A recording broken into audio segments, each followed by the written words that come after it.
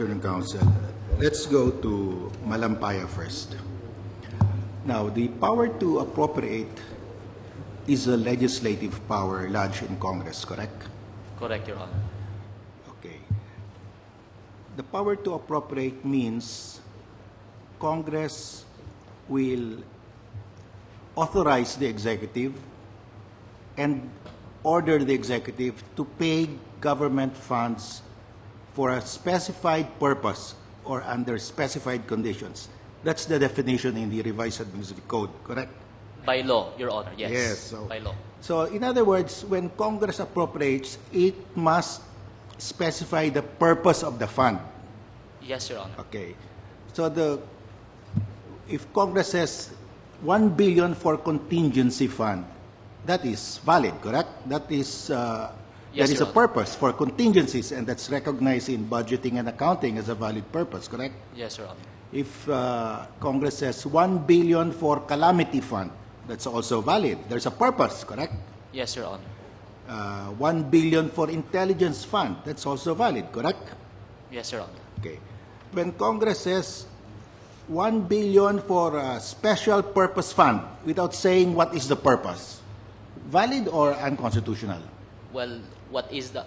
On those terms, Your Honor, I would have to say unconstitutional, Your Honor. Yes, because if you say special purpose fund, you must specify the purpose. When you say special purpose fund without specifying the purpose, so it can be any purpose actually, and that is abdication of the power to appropriate to the President. The President will decide the purpose.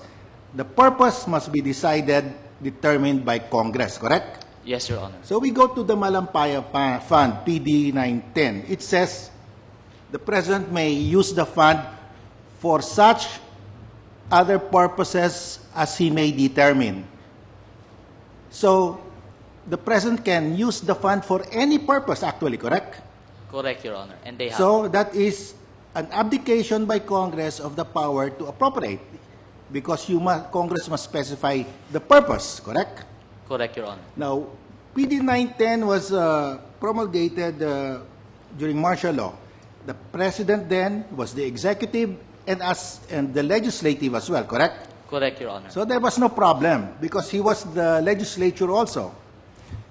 Now, when Batasan Pambansa came into being, there was also no problem because the President retained his lawmaking powers, correct? Yes, Your Honor. But when Congress was restored under the 1987 Constitution, there was now a problem Yes, because the President could not exercise the power to appropriate anymore. Under that provision, the President may use the Malampaya Fund for any purpose he determines, correct? Yes, Your Honor. As So we it argued in became our reply. unconstitutional when Congress convened, correct? Yes, because Your when Congress convened, President Cory Aquino lost her legislative powers, correct? Yes, Your Honor. Okay, so it's simple. On its face, the Malampaya Fund, that PD 910, giving the President the power to use the fund for any purpose he wants, on its face, that is unconstitutional, correct? Yes, Your Honor. So you don't need any COA report to declare it unconstitutional because it is facially unconstitutional, correct? On its face, Your Honor, yes, Your Honor. That's why we Okay. didn't even... Let's now go to the PDAF. Well, the executive power is vested in the President, correct? Yes, Your Honor. And it cannot be shared by the President with the legislature, correct? No, Your Honor. Okay. Any sharing is unconstitutional, correct? Yes, Your Honor. Okay, let's go to the PDAF provisions. Now, the PDAF provisions says the Secretary of Agriculture, Trade, etc. can realign funds. Is the power to realign, can it be delegated to the cabinet secretaries or is it lodged solely in the President?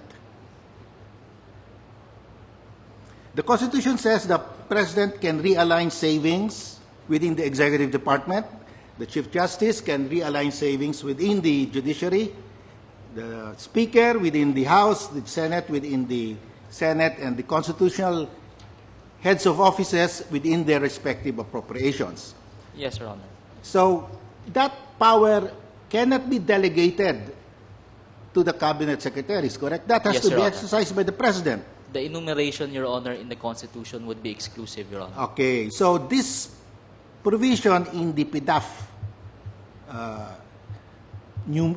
Roman numeral 45 of the 2013 General Appropriations Act, this provision giving the cabinet members the power to align is unconstitutional right there and there, correct? Yes, Your Honor. Now, it also says that the power to realign can be exercised by the cabinet secretaries upon concurrence of the Senate Committee on Finance and the House Committee on Appropriations, correct? Yes, It says Your it. Honor. So, you have here a power exclusively belonging to the President being shared by a committee of the House and a committee of the Senate. Is that constitutional? No, Your Honor. So right there and there is facially a provision that's unconstitutional. Two already. Yes, Your The Honor. power given to cabinet secretaries to align, that's unconstitutional on its face, correct? You don't need a COA report for that, correct? Yes, Your Honor. The power given to the Senate committee and the House committee to concur before there can be a realignment, that's unconstitutional on its face, correct? Yes, Your Honor. You don't need a COA report for that, correct? Yes, Your Honor. Okay. Let's go to another provision. It says, any modification and revision of the